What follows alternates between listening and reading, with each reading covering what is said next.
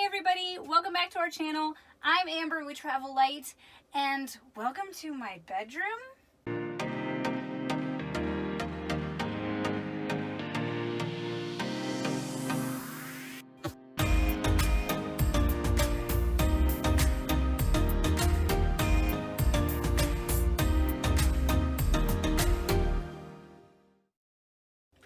Okay, so you want to start living in an RV full time.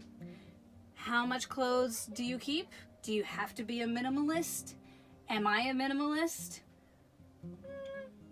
I think my husband and I would have a different answer about that. I think I'm definitely very minimal. He's way more minimal than I am. And somehow we make it all work in this little tiny space. So I'm gonna show you guys just how much clothing I actually own and how I keep it all stored in this space. Okay, so first off, this is not the mattress that came with this camper. The mattresses that come with them are terrible mattresses, and they are a little bit shorter than an actual queen. This is a real queen, and this is the mattress that we had on our bed before we moved into the trailer. So we just got rid of the other one and we put this one on because it's a lot more comfortable, and it fits very, very snugly in here. So the mattress is not normally supposed to come all the way to the wall, but this one does because it's a true queen. What that does is it actually creates this space underneath of the bed that's really just unusable space except for storage. So I have sort of makeshift drawers that I just slide underneath. They're baskets or bins that have the rest of my clothes that don't fit in my hanging closet and this above the bed space. Because actually this is almost useless space. Okay, so up here I have stuff that I don't have to access as often, just maybe once a day, or I don't really need to have a whole lot of thought put into it. I have a bin of undergarments over here. I have some of my jewelry which I can easily pull down to look at a little bit easier. In the back I have socks and also any of my pajamas that I need. So just stuff that I don't really have to think about and I can easily pull it down. Now in here I have a bin of athletic wear, things that I use whenever we're going on hikes or I just need to be a little bit more informal and comfortable, and also undergarments of that nature as well, like sports bras and things like that. So in here I have hanging my long sleeve t-shirts and short sleeve t-shirts, any of my shirts. I do rotate these out a little bit. Right now it's a little heavier on the fall side, and some of my summer stuff that I'm not going to be needing for a few months is underneath the bed, just so it doesn't fill up the closet too much. But you really can't fit a whole lot in here. This is really hard to get into and hold it open and get everything out, and also it's not very deep, and storage is it's hard to maneuver around like in a drawer. So I don't like to keep anything up here that is too difficult to get into, or I need to really be able to see it all that well. Same thing within here. It's good closet space, except it's very, very shallow, and so the only things that I keep in here are shirts and some of my shorter skirts, because they actually fit. So everything else I've got to figure out something to do with. So my solution to that is bins.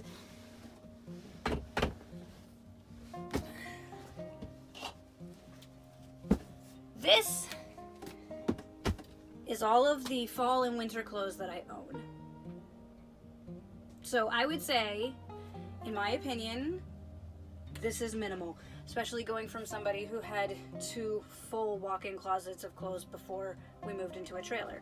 So I have a bin of pants, a bin of sweaters, like over top sweaters, and then this is fall and winter dresses, and that is it, other than a few shirts in here.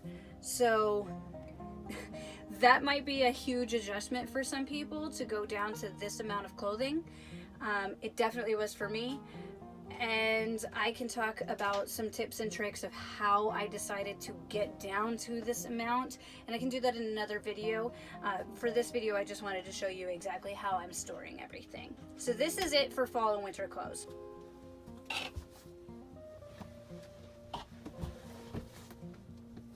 And this is my summer clothing, which actually Most of the time we're in summer clothing because we choose to stay in areas that are not so cold.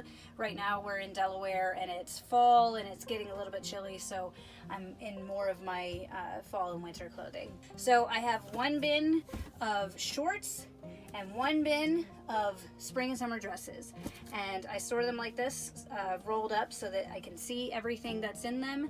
And when I'm done with them, they stack, they go down, and they slide under the bed, and that's it. So that's all of the clothing that I own. I have underneath the bed, which is a little bit harder to get into because we have a full-size queen on here. It's a little bit heavier to lift it up. So I don't really try to use the under the bed storage unless it's for something that I don't get into all the time. So underneath I do have a few pairs of winter boots and one or two special occasion dresses that I'm hardly ever going to need, but I also didn't want to get rid of so that I wouldn't have to go rebuy them if I ever had to have an occasion to use them. So those are underneath the bed. Other than that, this is everything I own. So if you think that that is minimal, then I guess, yes, you need to be a little bit minimalistic when you live in a trailer. If you think that that's way too much clothing still for this amount of space, then that's your opinion too. I think Randy falls a little bit on that side. He fits entirely in just one of these cabinets. So you can be anywhere on the spectrum, from having extremely too many clothes or trying to fit it all. I will say, if you are trying to keep as many clothing or even near as many clothing items as you did when you were living in a house, in a trailer, it's going to make your life difficult. You are going to be struggling with the everyday, just putting things away, trying to go through and find something to wear. And you have to really weigh, is it worth it in your mind to have those extra items that you could possibly wear, or have functionality in your space? And this is a level that has worked for me. And do I miss some of the items that I had to get rid of? Yeah, a little bit, but is it worth the struggle of, oh my gosh, all of my laundry is done and I cannot fit it in the space that I have? So that's something that you definitely have to decide. If you guys are interested in going for a RVing lifestyle, just be prepared that this is kind of what you're in for. Yes, some RVs and fifth wheels do have a lot more storage space than this, but we wanted to keep our lives a little bit easier to manage. We didn't want a huge daily driver, and that meant we didn't want to be pulling a 16,000 pound fifth wheel.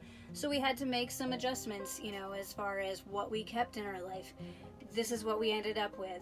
Hope you guys really like this video. If you do, give it a big thumbs up, and please consider subscribing to our channel. We're going to be putting out a lot more of this kind of content, what our lives are actually like, and we're obviously going to keep doing the travel videos as well. So until next time, thanks for watching, guys. Bye.